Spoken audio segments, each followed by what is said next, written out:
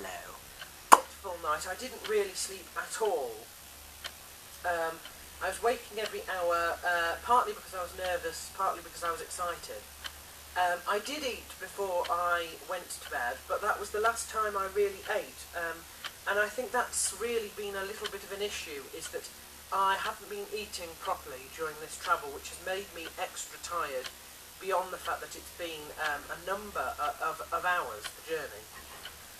So I woke up finally at midnight, and I spent the last hour getting ready, and at 1:30 I was waiting outside for the taxi. Now, I had my camera bag with me, my little blue bag, which I carry around as my hand luggage, and the one suitcase for the steerage.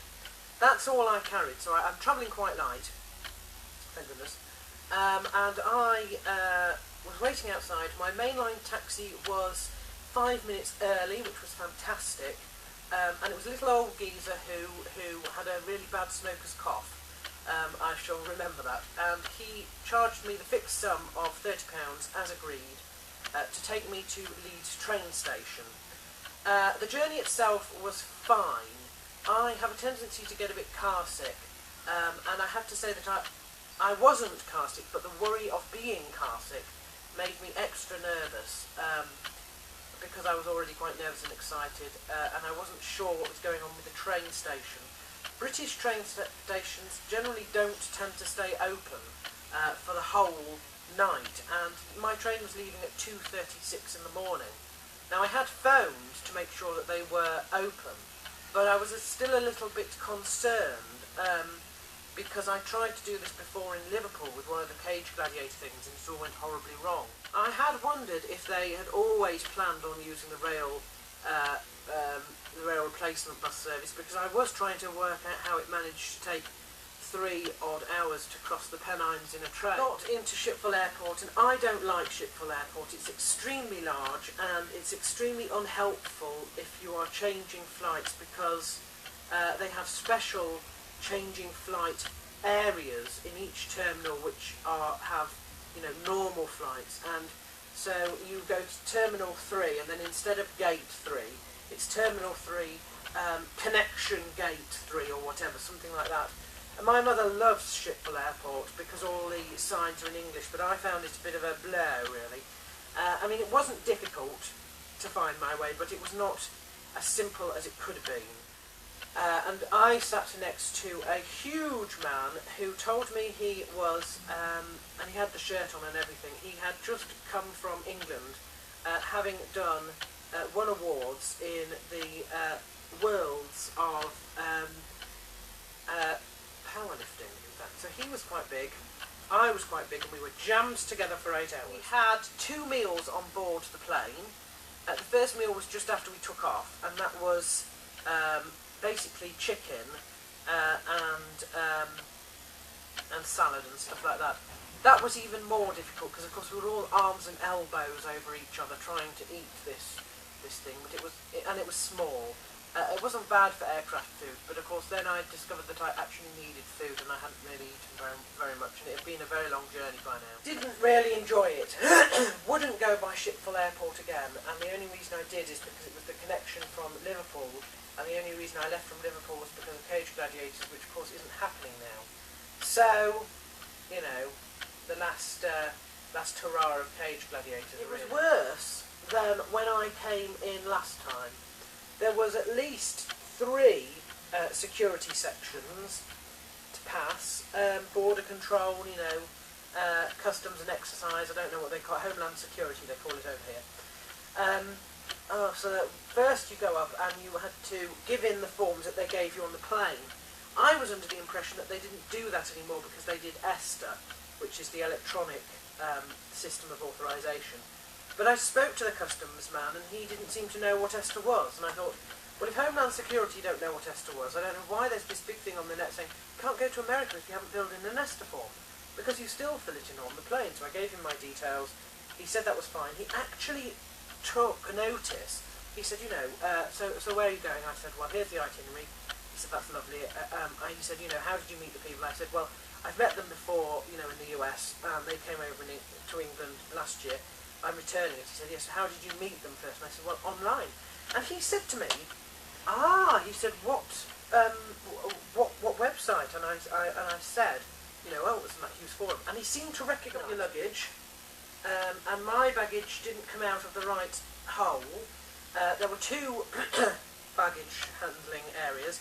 The first one was penned as our flight, but after all the bags came out, I realised that mine wasn't there. So I went over to the next baggage thing, and there it was. Then it was a matter of how the hell do you get a ticket? Because the tickets are incredibly difficult. Basically, you put in all the money you want, and then you print the ticket out, and the ticket, I haven't got it on me at the moment, but I have got it around somewhere. It's in my wallet somewhere. But the ticket is for the gates at the... theirs is a metro. It's an overground metro, but it would be like an underground in London or something like that. And basically you use it like an Oyster card. Here we are. So anytime you want to, you put this back in the machine, put more money on it, and it goes onto this card. So this card has about $5 worth of transport on it now, which will be useful to me when I go back. I went out and I looked around and I could not find this hotel anywhere. And I said, look, and I was almost in tears at this point, it has to be said, because I was hot, bothered, tired. I had been awake for over 24 hours. I hadn't had much sleep in ages, and I'd had hardly any food. And I said, look, I don't know where I'm going. Thankfully, he pointed me in the right direction, and I noticed that it was quite close, and there was no problem. It was straight in at sort of 8:30 the night before, which ended up being about 10, and out by 6 o'clock in the morning the next day. Getting to Union Station was no problem, printing the tickets for Amtrak was no problem, but finding the gate at Amtrak was a little bit difficult. I started walking around onto these concourses where goods trains were going through, and some guy sort of redirected me to the proper concourse. Luckily, all local calls from this hotel are free. Unfortunately, I can't do calls to other states, but they can phone in.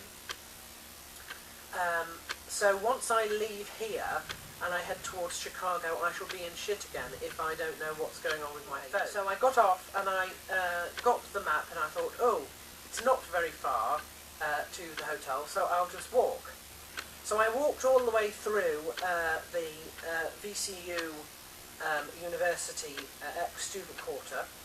I got onto Monument Avenue and I walked and I walked and I walked and I got hotter and hotter and hotter, and I got more tired and I got hungry, and I started getting little sores on my fingers from dragging my luggage, and I got blisters on my feet, and I had walked about 5 miles in 4 hours, and I reached the city limits, and that's where the map had gone wrong. The first rest in Monroe Park, where I put down my sunglasses and unfortunately lost them. Anyway, it turns out that it was 5 miles further down the road.